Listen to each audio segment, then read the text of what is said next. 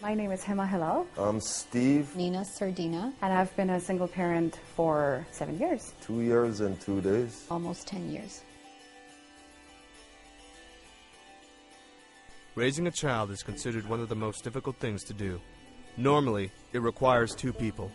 According to a study by CBC News, 1 out of 4 families in Toronto are headed by one parent. Hema Hilal is an example of one of those families. The first 3 years, at the end of the third year, I said, "Dear God, if this continues, I need an intervention. I can't go on like this." According to Stats Canada, in 2006, among the single-parent families living in Toronto, 83% are headed by women. You have to do everything yourself, starting from school, homework, how they grow up, what you're putting in their minds, how you're training their minds, everything. For me, parenthood is really a spiritual process. When I had her, I myself was so scattered in all possible ways, and that is why she herself was very, very wild, and she was crazy. As I am growing up, as I'm maturing spiritually, I think this is being reflected on my child, and things are getting much, much easier. In the year 2000, Nina lost her husband to pancreatic cancer, forcing her to become a single parent. At first, you feel that you have to be both a mother and a father to your children.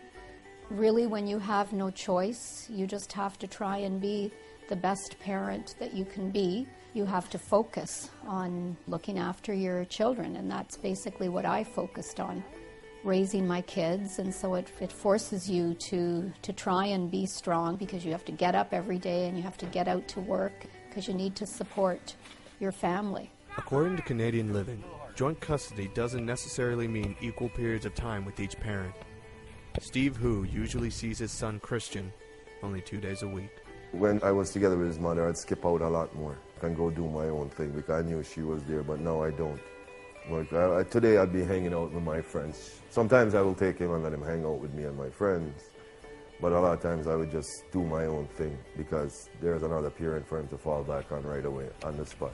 There's a hard part to it because right now I have to follow him minute by minute while he's around me. There is no other parent to say, okay, go get something to eat, your mother will make it. We just came back from the park, and I would like to go do something for myself, whether a chore or something, but I'll just stay with my son because I don't have anyone else to leave him with right now. Isolation could be a struggle in the sense that I don't have time to spend with friends my age as much as I used to.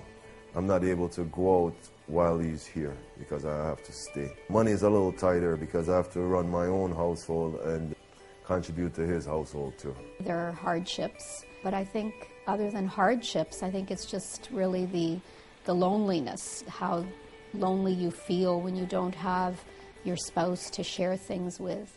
Especially, the successes of your children. I think that's what really makes me the saddest. Financially, it was definitely more difficult.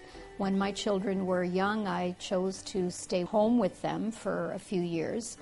And when I was 50, I was widowed, and I realized that I had to start my life all over again. We asked the parents if they had any advice to give to other parents without spouses. Hema had recommended meditation. That is going to help immensely and tremendously in whatever you do and whoever you deal with. The more you get calmer, the more the surrounding gets calmer.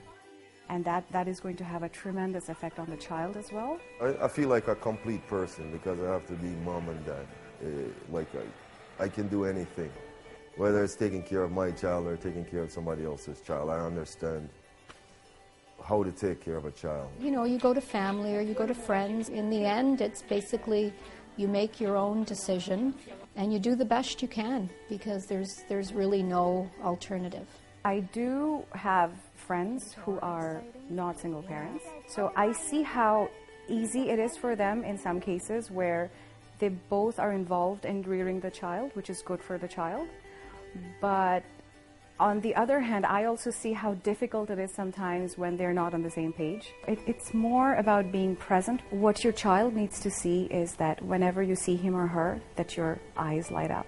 I really do believe that one good parent is much better than having a child brought up in a volatile situation. We try to be there for him, that he doesn't fall into the single parent of no dad at all or no mom at all. I'm a single parent and she's a single parent.